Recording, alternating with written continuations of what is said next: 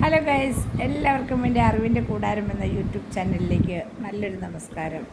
എന്തായാലും വേനൽക്കാലം എല്ലാം മാറി നമുക്ക് മഴ കിട്ടിത്തുടങ്ങി.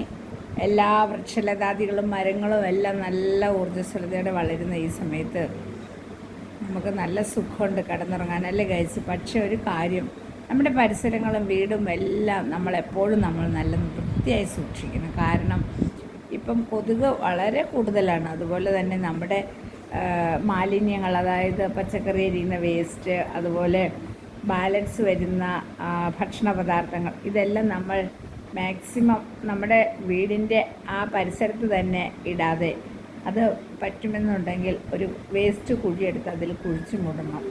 അതുപോലെ ഇപ്പോൾ ഒരുപാട് ദിവസമായി ഞാനൊരു വീഡിയോ ചെയ്തിട്ട്, തിരക്കായിരുന്നു ഗൈസ്. ഞാൻ മഴയുടെ ഇതും ഒക്കെ കൂടെ കാരണം വീടിൻ്റെ പരിസരങ്ങളൊക്കെ വൃത്തിയാക്കലും ഓരോ ജോലികളൊക്കെ ആയിരുന്നു.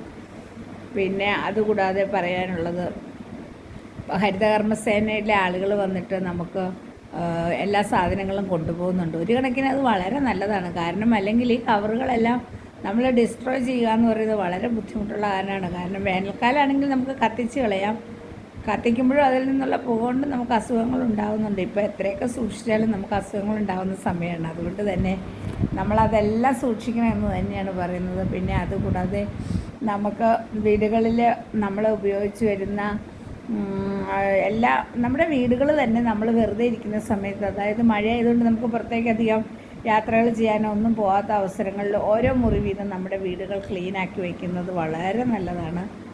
പിന്നെ പ്രത്യേകിച്ച് എനിക്ക് പറയാനുള്ളത്, കുട്ടികളെയൊക്കെ മാക്സിമം നമ്മളിത്തിരി ഡെറ്റോളൊക്കെ ഒഴിച്ച് കുഞ്ഞുങ്ങളെ കുളിപ്പിക്കുക. അതുപോലെ അവരുടെ തുണികളാണെങ്കിലും നന്നായിട്ട് വാഷ് ചെയ്തിട്ട് അത് ഡെറ്റോളൊക്കെ ഉപയോഗിച്ച് കഴുകി യൂസ് ചെയ്യുക എന്നുള്ളതാണ് പറയാനുള്ളത്. കാരണം ഇപ്പം എല്ലാ അസുഖങ്ങളും കൂടെ വെള്ളത്തിൽ കൂടിയാണ് കൂടുതലായിട്ട് വൈറൽ ഫീവർ, അതുപോലെ ജലദോഷം, അങ്ങനെയുള്ള എല്ലാ അസുഖങ്ങളും പകരുന്നത്.